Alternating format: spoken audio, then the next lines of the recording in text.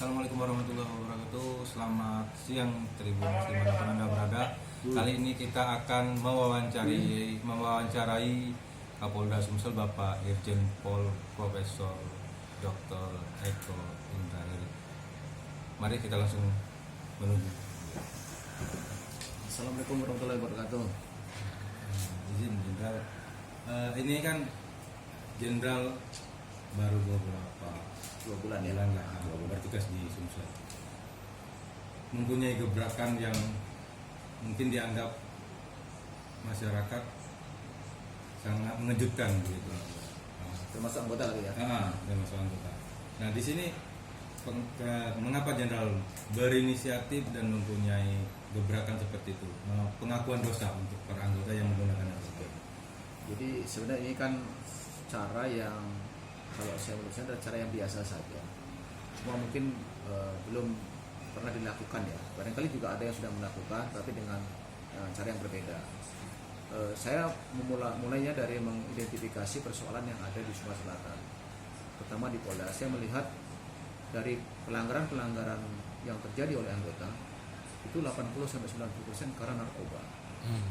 Bahkan ada 29 anggota saya yang ada di saat ini sudah mengalami di lapas dan mengalami hukuman dapat kekuatan yang pasti, itu 80% karena kasus narkoba, terutama para pengedar. Saya kan berpikir sederhana, kalau polisi saja sudah terlibat dalam narkoba, apakah dia pengedar pembunuhan, itu kan akan jadi masalah besar untuk organisasi, untuk masyarakat. Sehingga saya berpikir, oke, kita cari yuk, ini anak buah saya, dan juga lihat banyak pengedar, banyak nih, pengedar juga banyak, pengguna juga banyak. Udah gini aja deh, coba kita cari yang agak berbeda sedikit. Sebenarnya intinya adalah ingin melaksanakan, meningkatkan dia, merehabilitasi, kemudian untuk menjadikan dia lebih baik. Dalam konteks itulah saya mencoba membuat sesuatu yang berbeda tadi, yaitu dengan membuat pengakuan dosa. Tapi sebenarnya itu bukan pengakuan dosa, hanya saya ingin melihat kejujuran anggota. Karena saya sangat yakin narkoba ini bisa sembuh, faktor dirinya yang paling utama. Jadi dengan dia jujur, itu 50% kemungkinan sembuh akan lebih besar daripada dia yang tidak jujur. Karena dia punya kemauan dalam dirinya untuk melakukan perubahan. Nah itulah yang dengan konsep itu saya coba gulirkan. Saya kaget, saya pikir ya paling di bawah 100 gitu ya.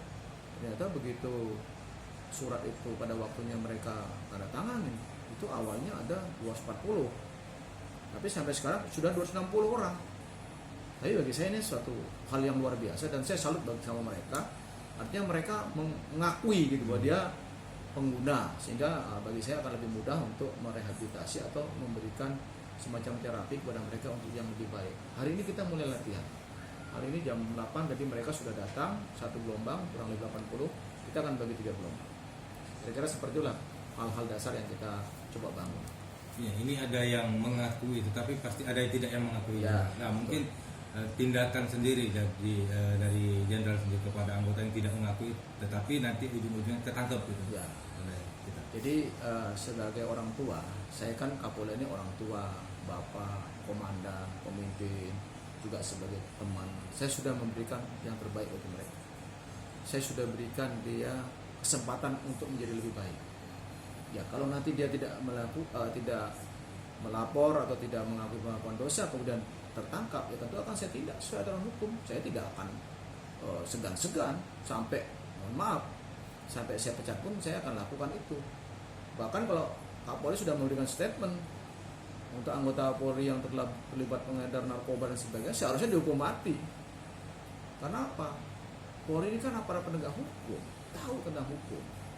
Nah, saya sudah memberi kesempatan kepada mereka. Jadi nanti kalau setelah ini ada tertangkap, tentu akan lihat kadar perbuatannya nanti sesuai dengan aturan undang-undang. Apakah dia harus saya PTDH atau hukum yang lain, pasti akan saya lakukan. Karena itu menurut saya ini adalah bentuk ketegasan dari pimpinan untuk menjadikan anggota lebih baik.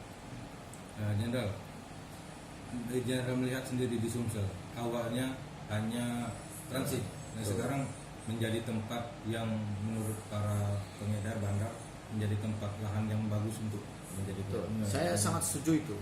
terbukti kita pengungkapan kasus sangat luar biasa ya. Setiap minggu itu Dir Narkoba bersama jajarannya melakukan hal yang luar biasa. Dan sebagian besar yang kemarin malam minggu 1 kilo kita dapat itu juga dari luar datang ke tempat kita. Pasar kita cukup besar.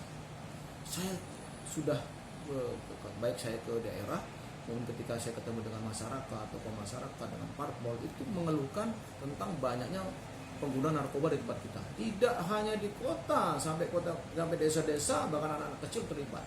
Nah ini perang kita terhadap narkoba ini, nggak bisa main-main. Jadi yang tadinya hanya lewat saja, sekarang jadi pasar. Nah inilah yang saya harap tidak hanya polisi saja yang bisa melakukan itu semua. Kita harus membangun komunikasi dan hubungan dengan stakeholder, terutama aparat-aparat di desa, Babin Kaptipas, Babin Desa ini juga mendeteksi itu. Masyarakat juga harus hati-hati. Anak-anak kita kalau sudah kena narkoba, saya sangat yakin generasi muda kita akan kehilangan arah. Oleh karena itu kita harus perang total terhadap narkoba ini. Dan tentu juga ini tidak bisa saya sebagai aparat penegak hukum, polisi hanya bekerja sendiri. Masyarakat sebagai benteng pertahanan awal ini harus juga sama-sama kita memberantas. Jangan takut, minimal memberi informasi. Syukur-syukur anak-anak kita, terutama pada anak-anak kecil ini juga diberikan terus edukasi. Jadi dia mempunyai keimanan yang kuat sehingga dia menolak narkoba. Sekarang luar biasa nih narkoba. Nah, himbauannya sendiri Jenderal untuk masyarakat, karena kan Jenderal sudah berupaya memperbaiki di dalam di tubuh Polri. Nah, untuk masyarakat sendiri terhadap perang narkoba ini, karena sudah sangat memprihatinkan dan masif. Pertama kepada masyarakat dan stakeholder, saya pikir kita harus sama-sama bekerja sama untuk sama-sama memberantas ini. Ini bukan pekerjaan yang mudah, tapi ini pekerjaan yang luar biasa. Kan kita juga menggandeng teman-teman dari BNNP dan seterusnya. Nah, ini kita harus perangi sama-sama. Saya sebagai aparat yang penegak hukum tentu ada di depan. Silahkan nanti diberikan informasi kepada kita. Nah, kepada para pelaku, saya akan tidak tegas. Sesuai dengan bobot kesalahannya, bobot yang dia lakukan terhadap masyarakat, saya tidak akan segan-segan tegas. Ya, sesuai dengan aturan hukum tentu ya. Untuk tindakan tegas itu lebih cenderung ke apa? Tindakan tegas Aturan hukum, artinya gini, kalau dia melanggar hukum, kita bisa buktikan bahwa dia atau sebagai pengedar, tentu akan maksimalkan hukumannya. Atau nanti tentu proses peradilan ya seperti itu. Nah kalau dia melakukan tindakan, kadang-kadang kan yang namanya pengedar narkoba juga tidak mau ditangkap.